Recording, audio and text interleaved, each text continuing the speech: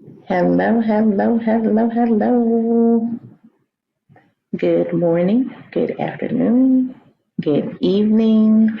This is The Power Within, Unlocking Kingdom Principles with Dr. T. This is the segment that we talk about intimacy with God. And this week, as usual, God comes in and he changes my plans. I had plans to talk about another area of intimacy. However, he changed that plans. He has a funny way of doing things. And as I was preparing for this segment, he said, yeah, we're going to go back to the breakdown of last week where we had those 5 areas. And he wanted me to expound on them this week and into the next 5 weeks, I guess, because there were 5 pieces, possibly 8. But that's neither here nor there. We are talking about the area of surrender, surrendering to God. So, what does it mean to surrender? So, I am going to share with you some explanations from the dictionary, and then I'm going to give you some biblical explanations as to what surrender actually means. And then I'll share with you how that ties into our intimacy with God. Amen. So, dictionary definition is for surrender, it means to cease resistance to an enemy or opponent and submit to their authority. The act of surrendering, submission, yielding, giving way under pressure. Now, biblically, we have the word surrender shown in both Greek and Hebrew. So the Greek word is paradidami.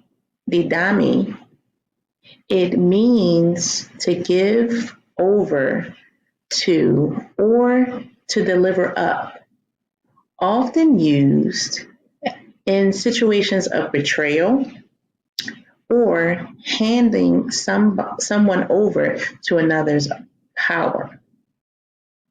Now, the Hebrew word kana means to humble or to subdue, implying yielding to a higher authority. So you ask, what does this look like? And how does this apply to our intimacy with God? Right? Well, the easiest way and the most simplest way to say this is it means to deny ourselves daily. Deny.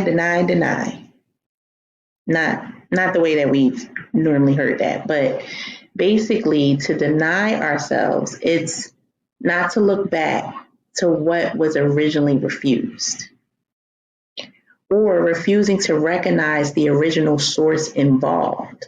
So those sources could be our thoughts. It could be our ways in which we do things. We're used to doing things. It could be the ways in which we've learned in the past through experience, through teachings, through doctrines, etc. It's also us ignoring or disowning the high level, get this, of personal involvement. Listen, we are to do things with heaven, in conjunction with heaven. The Lord wants us a part of all of it throughout the whole walk. But he wants us to relinquish control so that he can lead. Because guess what? Before we came to him, we was leading and it wasn't looking that good. So he's like, hey, I got this.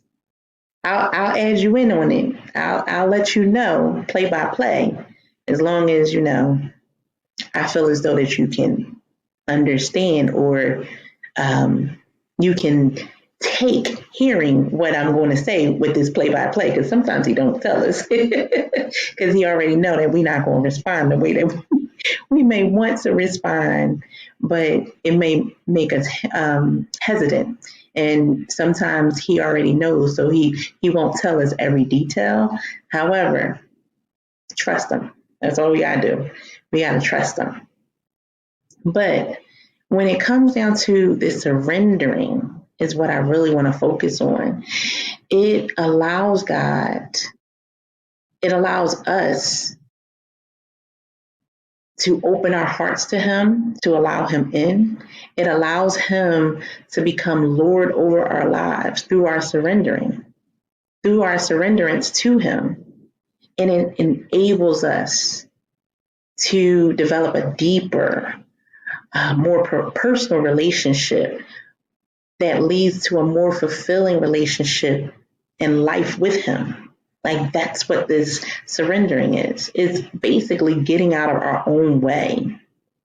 It's moving out of the way and stopping the hindrances that were once there, because it was a lot of our blocks through our way of thinking, our way of doing things, the way that we learned how to do things, those different teachings and doctrines, how, grandmom said do it this way, or mom said do it this way, dad said do it this way, my big cousin, my auntie, I learned this way at the job, or I learned this through this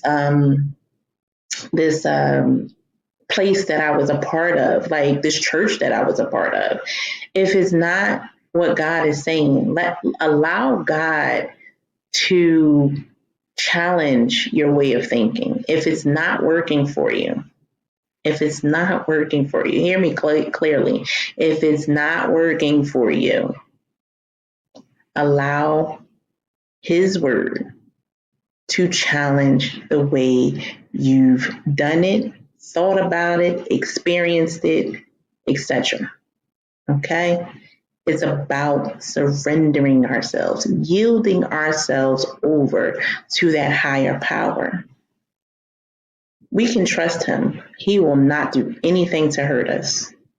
So I definitely understand why He needed me to break that down, because it's important for us to understand what that surrendering truly looks like.